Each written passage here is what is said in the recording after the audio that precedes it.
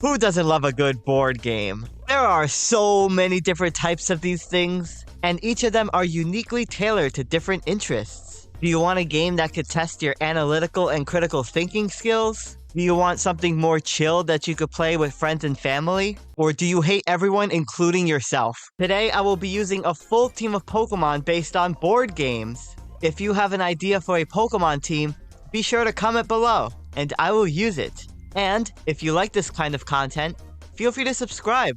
Now let's get right into the battles.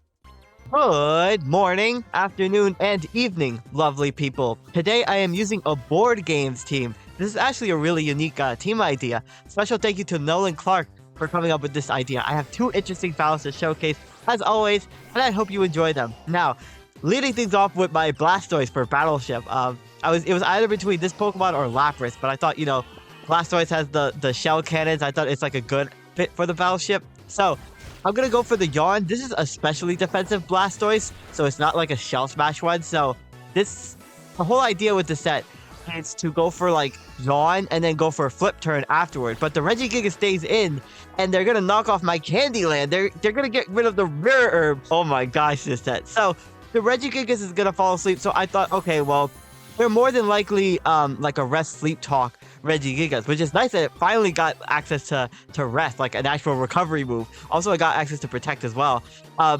So this is a physical Alcremie for Candyland. I have Drain Punch on this set, which is doing good damage to this Regigigas, and of course they're gonna go for the Sleep Talk, but they have Sleep Talk Rest. So I was like, okay, that's good. So now I'm gonna go for another Drain Punch. I actually managed to get a crit earlier, which did a lot of damage to this thing. So I was like, okay, well, I should be able to take it out with the next Drain Punch. So they're gonna go for another Sleep Talk, and they're gonna get a Crush Grip. But man, that Crush Grip does a lot of damage. Wow. So I was definitely able to live that, and I'm gonna take out the Regigigas with the physical Alcremie. So this set revolves all around the move Decorate, which increases the opponent's attack and special attack. But I have Mirror Herb on this, so I could boost my own attack and then go for like Play Roughs and Drain Punch. And I also have Attract on this set, so the opponent could fall in love and I could get more opportunities to attack. It's a bad set. So Arcanine is going to come in, and I really didn't have a lot of good switches into this. I really wanted to preserve all of my other Pokemon's health, so I thought, I'm just going to sacrifice my Blastoise. They might not stay in because, I could threaten them with like a Surf, which I have on this set. This is like a fully specially defensive Blastoise with like heavy duty boots. And this is like my Rapid Spinner on this team because a lot of my Pokemon were really reliant on having like full HP. So I'm going to get off some good Surf damage versus this Feraligatr. They're going to set up the Dragon Dance. So I was like, okay, that's interesting, because I opted to go for Yawn in case they did try to set up. So if they did like go for the KO versus me, then they would fall asleep and I would be able to revenge KO them easily. So I'm gonna take some more bird chip damage, and interestingly, this Feraligatr has Flip Turn. So I was like, oh, I wasn't expecting that at all. So it's like Dragon Dance Flip Turn for Alligator. Interesting. So I was like, okay, well, they're not gonna fall asleep. Obviously, they're gonna switch out, and my Blastoise is gonna get taken out. So in comes the Hitmonlee. So I was like, okay, well, this thing, a lot of the time, this Pokemon is like an unburdened sweeper. I wasn't sure if it was like Endure with like Lychee Berry or if it was normal gem fake out. So they're going to reveal the normal gem fake out. I take a lot of damage, so I know that there's no chance that I would live the incoming close combat or basically anything this Hitmonlee would do. So that's going to be the end of my Candyland, but maybe I can pull off the set in the next battle. I mean, it got a KO at the very least. So into Checkers. Now, Checkers was a really, really tough board game to come up with the Pokemon for, mainly because, and I'm 99% sure of this, there aren't any Pokemon that have like a checkered pattern on them whatsoever. I don't think there's any. So I went with Terapagos because obviously the rules of Checkers is that like when you get your piece to the other side of the board, you say King Me, and then you get another piece. So this Pokemon is my designated Terra Captain on this team. I had to Terrasilize this in every game because when it Terrasilizes into its Terrestrial form or its Stellar form, then it gets that crown, and the crown looks a lot like the King Me icon you see on the checker pieces, right? Like that. Look at that. So this is a fully physical Terapagos. This set is pretty interesting. So I have Earthquake on this. I have Ice Spitter, Stone Edge, and Iron Head. with all the Stellar Terra boosts. I have all the coverage in the world, and I'm running an Expert Belt on this as my item. So Flare Blitz does a lot of damage to me, but thankfully I'm able to live it just because of the HP increase I get once I Terastallize. So the Feraligatr comes in, and they actually end up going for Aqua Jet. I was like, okay, so this is like Dragon Dance, Flip Turn, and Aqua Jet. That's wild. I'm not even sure if this is running like Liquidation, or it could be running like all water moves. So into my Kingambit here for chess. Now, I've always wanted to run this. I've hinted at this in my previous videos, but now it's time to actually use the set to its full potential. This is a Choice Specs Kingambit. Amazing.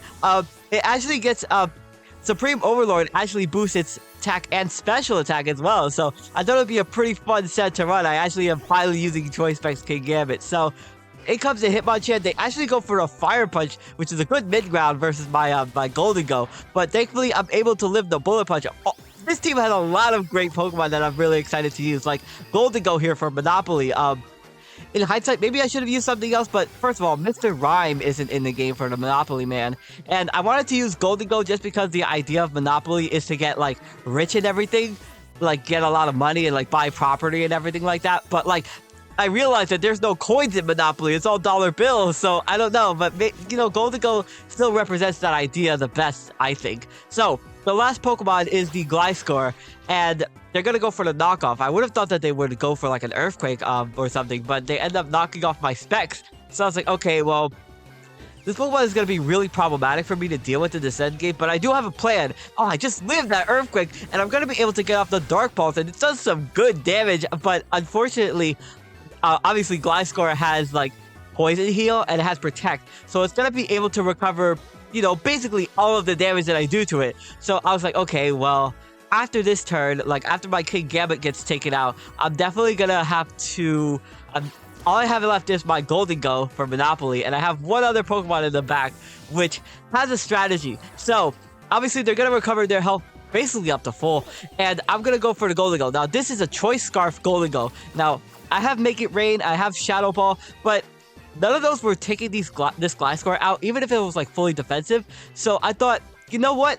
I have a strategy. So I'm gonna go for the trick. They go for the knockoff. I was kind of anticipating that they were Earthquakes, so I was like, well, that's pretty rough, but I should be able to deal with this just fine because my last Pokemon in the back, Smeargle, which is for Pictionary, has counter on the set. So they're gonna go for the knockoff. It does about like less than half to me. I have a Focus Sash on this, of course, and I have the counter on that, but it does so much damage, but it doesn't take it out. So I was like, well, I don't have an item, so hopefully I should be able to live the next knockoff, which I do, and I'm going to be able to take out the Gliscor with the counter. That set saved me in the end game. I was really thankful to have that tech in the back, because, you know, normally people lead off with Smeargle and everything, right? So hopefully you all enjoyed that game, and on to the second game. Now, this second game was ultra interesting. Oh, look at me talking about Lee Smeargle, and I lead it off in this game. So, yeah, that set had, like, counter, Mirror Coat, Burning Bulwark for like Protect, which is interesting, and I also had a Port Change as well, just in case I wasn't able to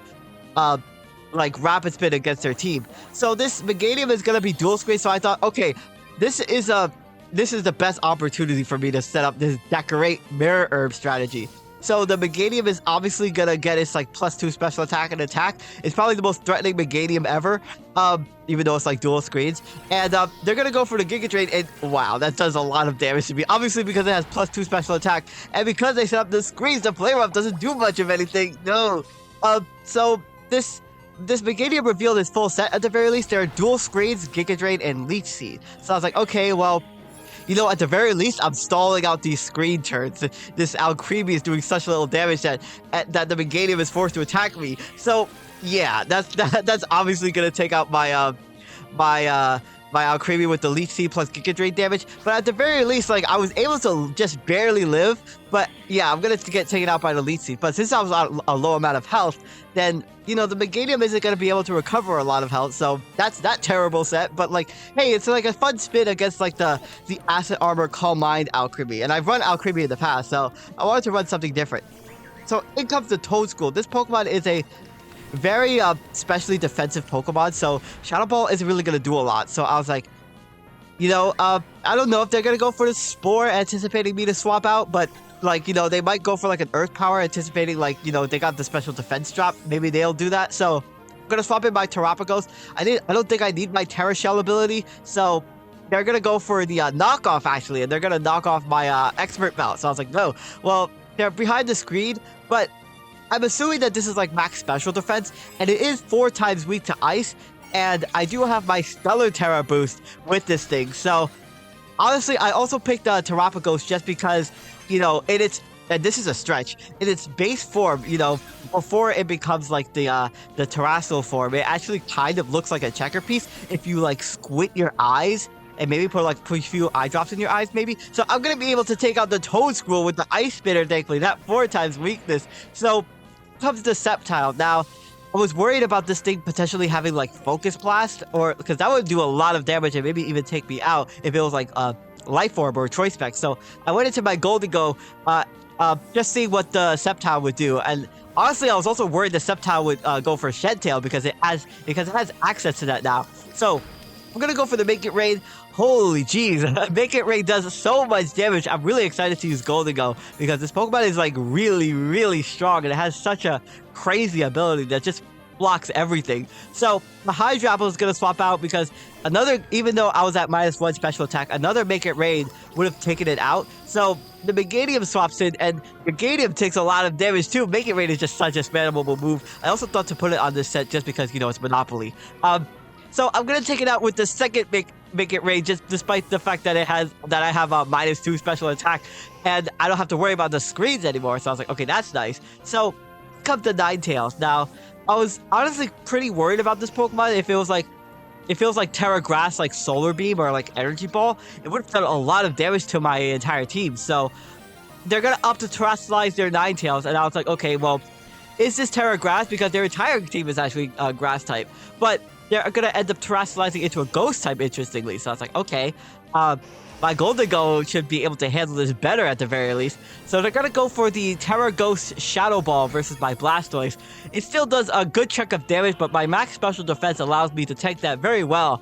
And obviously take the Terrasilize just because they expected like a water move. So I'm gonna go for the Yawn and Flip Turn, and in comes the Vileplume. Now this was a huge blunder on my part. So every single time I see Vileplume, I always like think that it's like a defensive effect spore, like Strength Sap, Sludge Bomb, Giga Drain set. So I thought that my Kingambit would wall it, but I completely forgot that this Pokemon has Chlorophyll. Oh my gosh! So I just lost my Kingambit because of the Weather Ball. I completely forgot that this Pokemon had the capability of being like a Sun Sweeper. I always see it as like more defensive.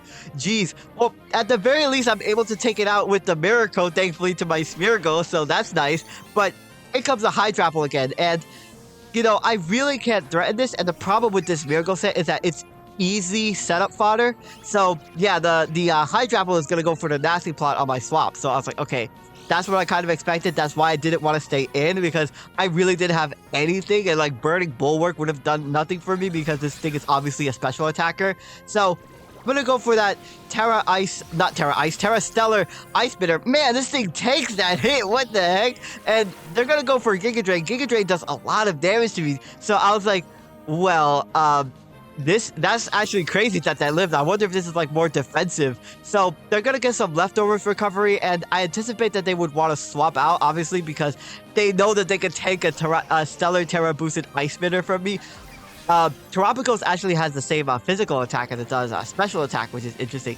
So going for that Ice Spitter versus the Ninetales. Now this turn I thought, well, I don't really want to tank another hit from this Ninetales, honestly, so I'm going to sacrifice my Smeargle here. It's on like low amount of health. There's really nothing much it could do, so I thought, you know, I don't want to like take unneeded damage on my Terrapagos. I'd rather just like sacrifice my Smeargle and bring in my Gholdengo safely to revenge KO this, and they had no Shadow Ball switches on top of that as well. So there goes the Ninetales. There goes their Terrasalization option as well. So I was like, okay, this is looking good. This Hydro Apple is going to come in though, and it's whether or not it's going to be able to KO my Pokemon in the end game is undetermined as of yet. So they're going to have Fickle Beam. They're going to get the all-out attack on this. I just realized this Pokemon is named Girls. That's kind of a mean nickname. At first I thought it was, oh, you know, it's the girlies, right? But like, no, I think that they're implying that women are snakes. That's actually kind of messed up. I'm not going to lie. So they're going to go for the Giga Drain, and they're going to easily take up my Blastoise because I'm on such a low amount of health. I went for the Yawn, though, so they might not be, they might not want to stay in after, like, cause, you know, the idea of being put to sleep is, like, detrimental, right? So this turn I thought, well, I could go into my Gholdengo here, or I could go into my Terapagos, actually, and threaten, like, an Ice Spitter, and, you know, Sceptile, it's not going to want to, it's not going to, like, switching into this Ice Spitter. So I'm going to go for that Ice Spitter. Stellar Terra boosted. It's crazy that this Pokemon gets a Stellar Terra boost on everything it uses no matter what. And the Sceptile is going to get taken out. So the last Pokemon is a Hydrapple. So I know that this Pokemon is going to live an Ice Spinner for me. And I know that it might have to rely on the Fickle Beam, the proc on Fickle Beam, right? So obviously it lives, and they do actually end up getting the Fickle Beam activation. So I was like, oh shoot, but I lived on 3 health. Wow, this Pokemon is insanely bulky. It has so much HP, and I'm gonna be able to not revenge KO it, but I'm gonna be able to knock it out with the Ice Spitter, and that's gonna be the end of both games. Thank you all so much for watching. I appreciate the patience of everyone that like waits for these teams, because these teams are like 3 months like behind, like with the queue and everything. But my name is SkyLaaa. Don't forget to smile, and I will see you all next time.